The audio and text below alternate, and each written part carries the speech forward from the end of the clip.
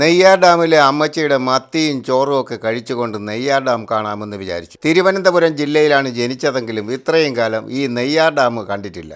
എന്തായാലും നെയ്യാർ ഡാം ഒന്ന് കണ്ടാലോ എന്നാലോചിച്ച് ഉള്ള യാത്രയാണ്. അവിടെ ചെന്നപ്പോൾ ഡാമിൻ്റെ ഷട്ടറുകളെല്ലാം അടച്ചിരിക്കുന്നു. ഡാമിനോട് ചേർന്ന് ഒരു ചെറിയ വെള്ളച്ചാട്ടം കണ്ടു. അവിടെ കുറേ ആൾക്കാരൊക്കെ നിന്ന് ഫോട്ടോകളൊക്കെ എടുക്കുന്നു. അപ്പോൾ നമ്മളും അവിടെ ചെന്ന് 2 ഫോട്ടോയൊക്കെ എടുത്തു.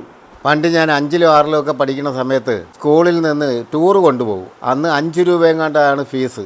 ആ 5 രൂപ കൊടുക്കാനില്ലാത്തതുകൊണ്ട് നമ്മളാരും ടൂറിന് പോകാറില്ല. അന്ന് പ്രധാനമായിട്ടും കൊണ്ടുവന്നിരുന്നത് നെയ്യാർ ഡാം കാണാനും തേക്കടി കാണാനുമാണ് കൊണ്ടുപോയിരുന്നത്. ടൂറ് പോയി കുറച്ച് ദിവസം കഴിയുമ്പോൾ കുട്ടികൾക്കെല്ലാം ടൂറ് പോയതിൻ്റെ ഫോട്ടോകളൊക്കെ കൊണ്ട് കൊടുക്കും. അന്ന് നമ്മൾ ഈ ഫോട്ടോകളൊക്കെ വാങ്ങിച്ച് നോക്കിയിട്ട് ഇങ്ങനെ ആലോചിച്ചിരിക്കും, എന്തെങ്കിലും പൈസയൊക്കെ ആകുമ്പോൾ നമുക്കും അവിടെ പോവാം.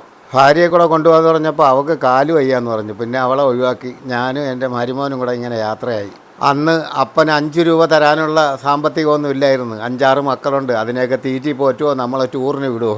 ഡാമും പരിസരവും എല്ലാം നല്ല രീതിയിൽ ചുറ്റിക്കാണാൻ വേണ്ടിയിട്ടുള്ള ഒരു ബിൽഡിംഗ് ഇവിടെ പണിതിട്ടുണ്ട്. നമുക്ക് അതിൻ്റെ പുറത്ത് ഫ്രീ ആണ്, അവിടെ കയറാം. അങ്ങനെ ബാല്യകാലത്തെ ഒരാഗ്രഹം കൂടി സാധിച്ചു. ഇവിടെ കയറി നിന്നാൽ ഡാമിൻ്റെ പരിസര പ്രദേശം മൊത്തം നമുക്ക് കാണാൻ കഴിയും.